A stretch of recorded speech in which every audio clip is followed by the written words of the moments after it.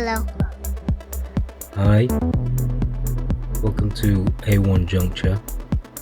This is Anthony 1, and you're listening to my COVID-19 video diary. Thanks for listening. So it's interesting, when I went into the community during the lockdown, my first job was to work in a big supermarket warehouse. Now, in this warehouse, there was like thousands of workers. You know, in a 24-hour cycle, there will be 1,000 employees coming and going from this warehouse. And there's a lot of movement of people. You know, people going backwards and forward, driving on these little vehicles. There's just so much movement within the warehouse. And I met so many interesting people. And a lot of them, they couldn't afford to be isolating and in the lockdown, and it was considered as frontline workers, priority workers. My first job was actually sanitizing. So they had recruited like these emergency COVID sanitizers. So I'd go around with this team of people who were being forced to lock down. So they joined this team with sanitizers. So we literally go around sanitizing all door handles, drawers, shelves, doors, chairs, all, just anything that would be touched by a person needed to be regularly wiped. You know, we take turns to go around to do the same circuit all day long and do the same surfaces several times a day. So I mean, right at the beginning, we sort of like noticed, there were no masks. They didn't issue any masks, and the gloves that we were issued were just the cleaning gloves, because we're sanitizing, so we're just cleaning. Yellow rubber gloves. All the stuff in there, we didn't wear masks. Everyone was talking about it, about the COVID and things, and a lot of people were questioning the motives, questioning the political involvement, conflict of interests. You know, no one trusted any of the mainstream news, the mainstream narrative. No one trusted it. There was always some different angle. So it might be economical, cashless society, population control, think of any others. But it was interesting that people had different perspectives, but all of them not trusting the main narrative. And I would see that occasional people would suffer from quite strong colds and still continuing to work. I remember seeing that going on. So anyway, I met some really good people there. Enjoyed and then I joined the responder job that I'm doing now, because I took that job on while I was applying for this responder job. So this responder job does go out into the community and helps those who have their personal emergencies. So it's a 24-hour service again. Yeah, you might have elderly people falling over. We would go out and assist and maybe assess and call out proper emergency services if it's deemed necessary, if there's any risk to safety, and we would make sure the right people come to do their thing, get medical attention or whatever. So yeah, I knew at that time the community services were really struggling. So I was like, well, I'm going to be in lockdown anyways. One, I might as well do something in the community that would help. And then two, I just had my own suspicions of the mainstream narrative. So after joining the responder service, I've come across a lot of responders who have witnessed this early on, this COVID pandemic. There were stories of elderly people dying in quick succession. So it was quite frightening. Like in one particular elderly sheltered home setting, 3 or 4 would die quite quickly. So it's like, this disease wasn't very well contained, and it was catching on to people very quickly. So that would have been, really unsettling if I was working there and I'd seen that. So by the time I joined, that I think maybe the worst of it was over. The first people who could have been affected by COVID were affected by COVID. So, by then, care homes had lost a few people, like a lot of people. Maybe half of their service users would have died of COVID. A number of stories like that in the local area where a lot of people died quite quickly in the same sort of time frame. So that's enough to scare anyone. But then I started to hear that a lot of the responders themselves had caught COVID or taking isolation time.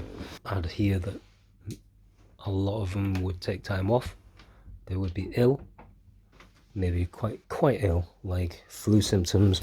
Some of them not being able to, literally feel like they're not being able to move for like almost 2 weeks.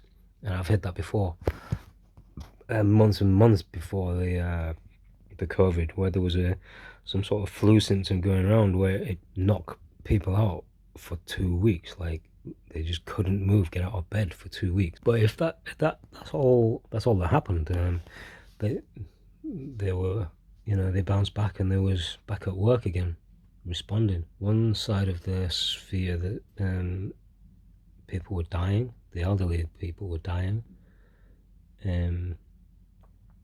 I had not heard of any younger people really being affected by COVID, so I didn't have any insight to how young people were affected. So I just know that elderly people were dying quickly.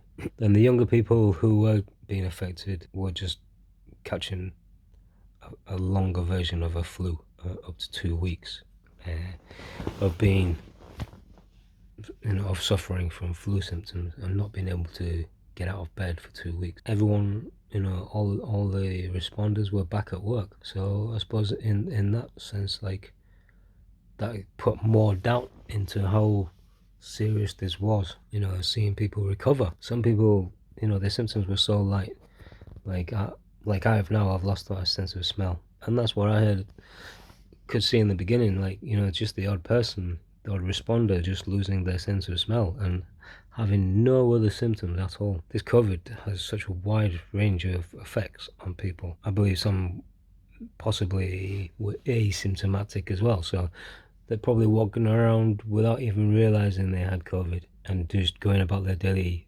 business.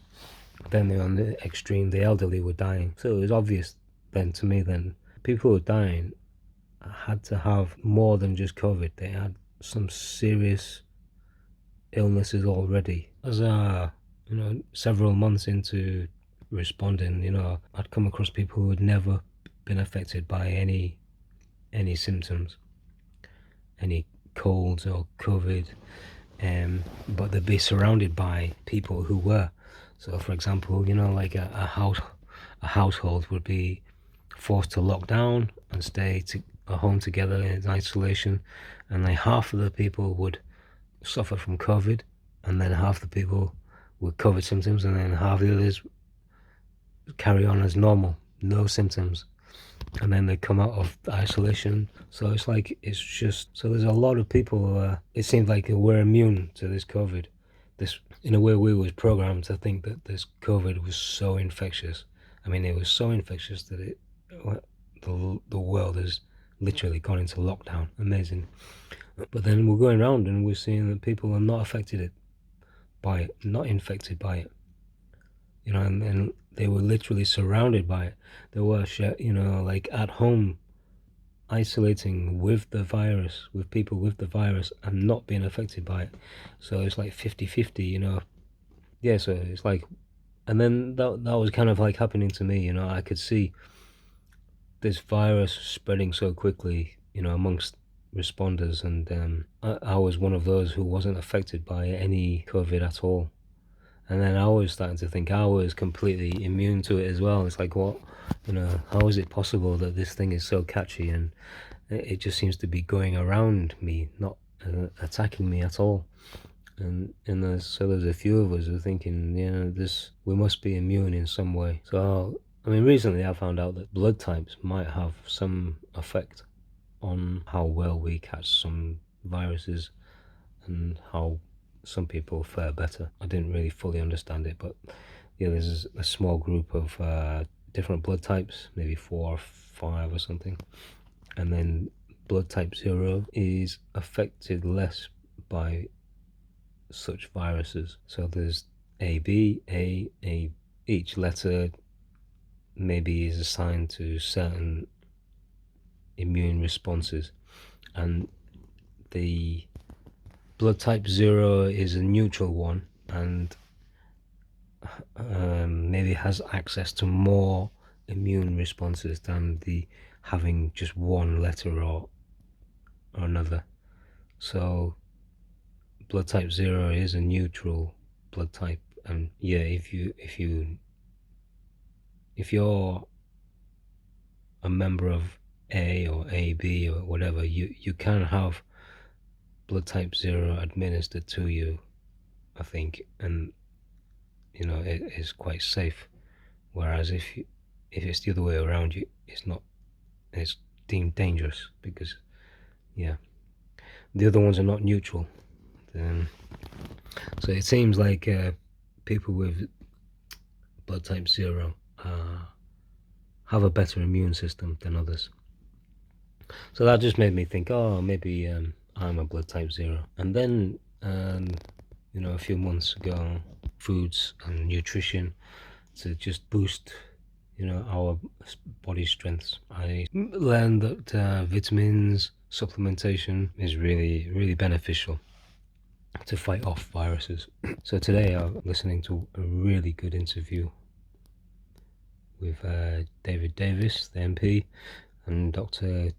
Campbell, talking about vitamin D. And one thing that really sticks out in my mind is how a couple of Nordic countries treat vitamin D, how it's held in community, and how it's helped reduce hospitalization during the cold seasons. David Davis talks about this graph about how many people are admitted to hospital before vitamin D studies in these countries, and it shows a severe drop in hospital admissions, not just a gradual drop, but like a simple drop off in numbers.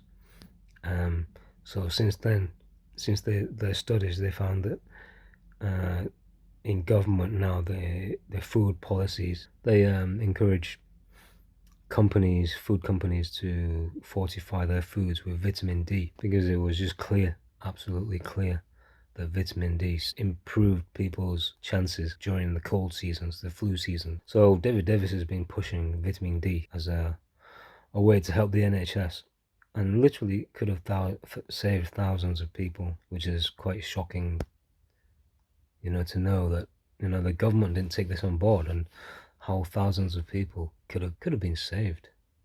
That's quite shocking to know. In the interview, they just talk about how available it is, and how cheap it is to produce, and it's a no-brainer. All the MPs are taking vitamin D, all the doctors are taking vitamin D, and it's like, why on earth isn't the government promoting the use of vitamin D in general? So anyway, that's my enough ranting for today. Bye.